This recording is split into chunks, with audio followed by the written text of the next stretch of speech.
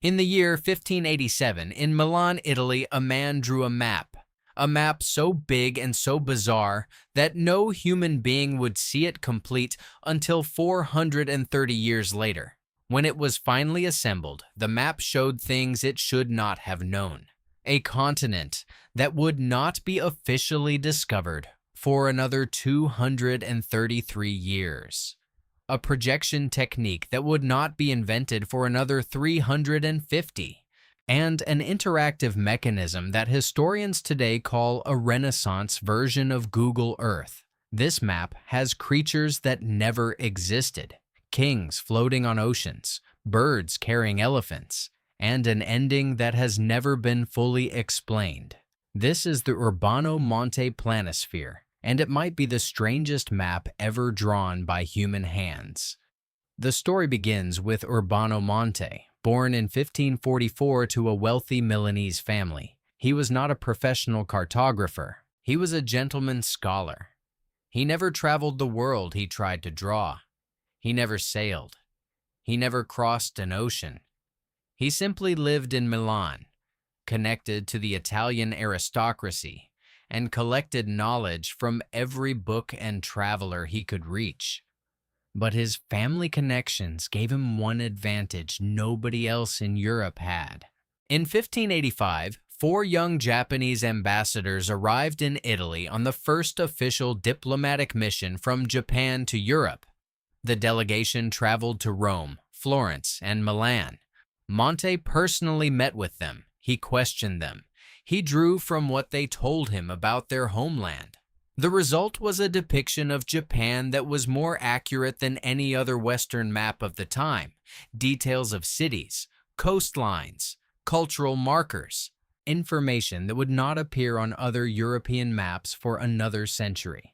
But Japan was only one piece of what Monte planned. He wanted to draw the entire world, and he wanted to draw it bigger than any human had ever drawn it before. 60 individual sheets of manuscript paper, each one hand-drawn in colored ink, meant to be assembled into a single circular map roughly 10 feet on each side, larger than anything that came before it. Number 1. The impossible projection. In 1587, almost every map of the world was drawn using the Mercator projection. That is the flat rectangular grid you have seen on classroom walls and in atlases. It stretches the poles and shrinks the equator, but it was the standard for navigation. Every European mapmaker used it. Every explorer relied on it. Urbano Monte did something different, something almost nobody else was doing at the time. He drew his map from an impossible angle, as if the viewer were floating in space above the North Pole, looking straight down at the Earth. This is called a polar azimuthal projection. The North Pole sits at the center of the map. Longitude lines radiate outward like spokes of a wheel. In 1587, this technique was essentially unknown. Ptolemy had discussed it in ancient times, but no Renaissance mapmaker was using it for a complete world map. The polar azimuthal projection would not become common for another 350 years. It only became useful when human beings started flying. In the 20th century, aviation made polar routes possible. Suddenly, the shape of the world as seen from the top mattered. That is when this projection became standard. And today, if you look at the emblem of the United Nations, you will see it. A polar azimuthal projection, almost exactly like the one Urbano Monte drew 430 years earlier. Number 2. Antarctica before Antarctica. Antarctica was not officially discovered until 1820. A Russian expedition led by Fabian von Bellingshausen sighted the continent for the first recorded time in human history. That is 233 years after Urbano Monte finished his map. And yet, when the 60 sheets are assembled, an enormous continent surrounds the entire southern edge of the map. A landmass with mountains, rivers, and coastal detail. Some historians say this is nothing mysterious. Renaissance cartographers often invented a hypothetical southern continent. They called it Terra Australis Incognita, the unknown southern land. The theory was philosophical. If the northern hemisphere had continents, the southern hemisphere must have a balancing landmass to stop the Earth from tipping. But Monte's Antarctica does not look like a rough guess. It has specific features, named regions, mountain ranges drawn with confidence. This has led some researchers to compare Monte's map with an even more famous mystery, the Piri Reis map of 1513, which some claim shows Antarctica without its ice cover. The mainstream explanation is that Monte was speculating, and that filling blank spaces on maps was standard practice at the time. But whether by coincidence or by some source we no longer have, the fact remains. A cartographer in 1587 drew a detailed southern continent that would not be seen by human eyes for over 200 years. Number 3. The rotating machine. When Urbano Monte finished his 60 sheets, he did not intend for them to remain as an atlas. He wrote specific instructions in the margins about what he wanted done next. He wanted the sheets pasted onto a wooden board, 5.5 brachia square, about 10 feet on each side. And then he wanted the board mounted on a central pivot. The pivot would go through the North Pole, and the entire wooden board would rotate around it. The idea was that a viewer could stand in front of the map and spin it, turn any part of the world toward them, study any region up close. This was, in effect, an interactive Renaissance globe, a tactile machine designed to bring the world within arm's reach of the reader.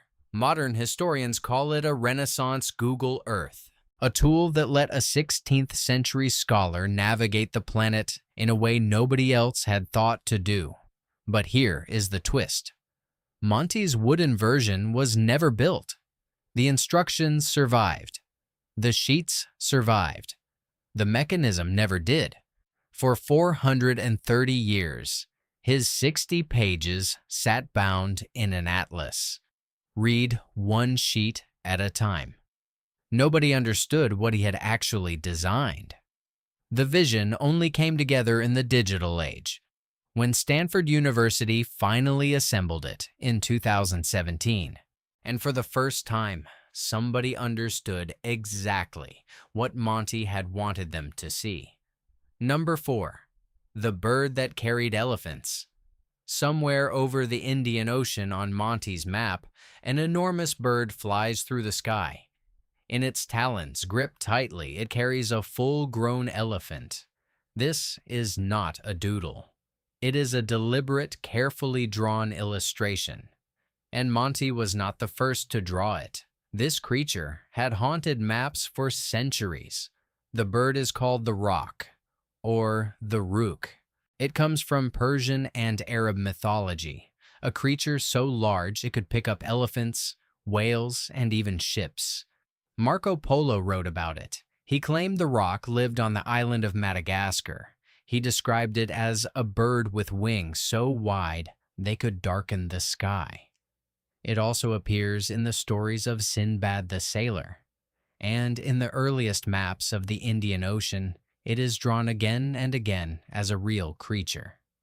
Modern scientists believe the myth may have a real basis.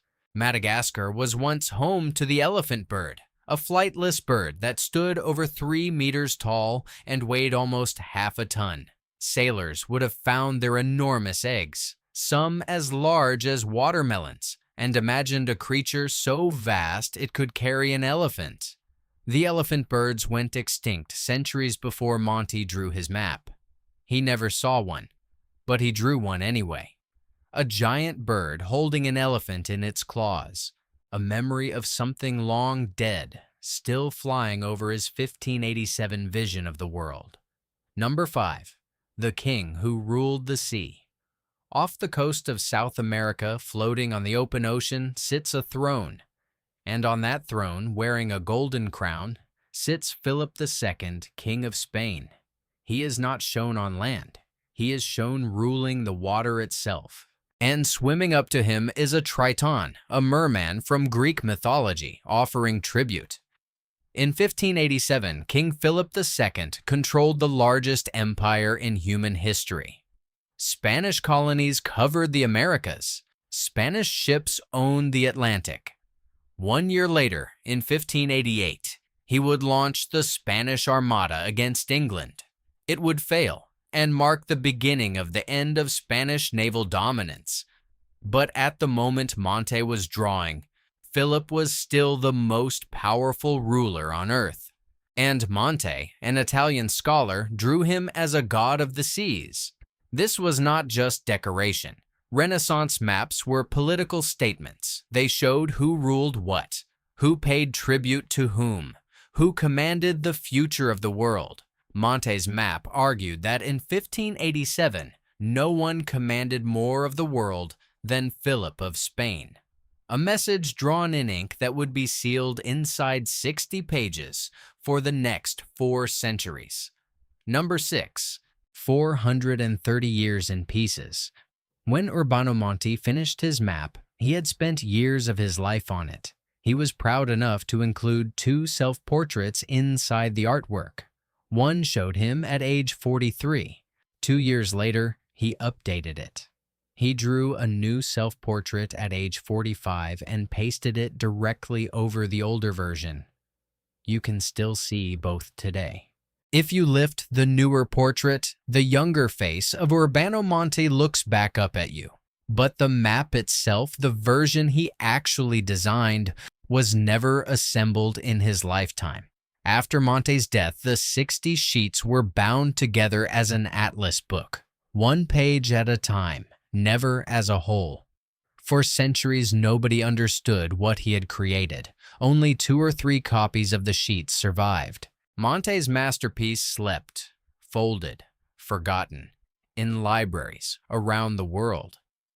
Then, in 2017, David Rumsey, an American map collector, acquired one of the surviving copies. He gave it to Stanford University. Rumsey and his nephew Brandon scanned every one of the 60 sheets, and then, using digital software, they did what Urbano Monti had wanted done 430 years earlier. They assembled the map. For the first time in human history, somebody looked at the complete work Urbano Monti had spent his life drawing. A man who died more than 4 centuries ago, finally seeing his vision fulfilled by a computer in California. An impossible projection. A continent drawn before it was discovered. A rotating machine that was never built. A creature that had been extinct for centuries. A king ruling the sea from a throne of water. And a masterpiece that waited 430 years to be seen. These are the 6 impossibilities inside Urbano Monti's 1587 world map. Some can be explained, some cannot, and some we will probably never fully understand. Because the truth about old maps is that they were never just maps. They were dreams, fears, political weapons, records of what humans thought the world might be before they had the tools to know for sure. If this journey blew your mind, hit the like button and tell me in the comments what you believe. Was Monty a genius, a lucky guesser, or something else entirely? And subscribe to the world's weirdest for more forgotten histories, impossible places, and secrets hidden in plain sight. See you at the next strange corner of the planet.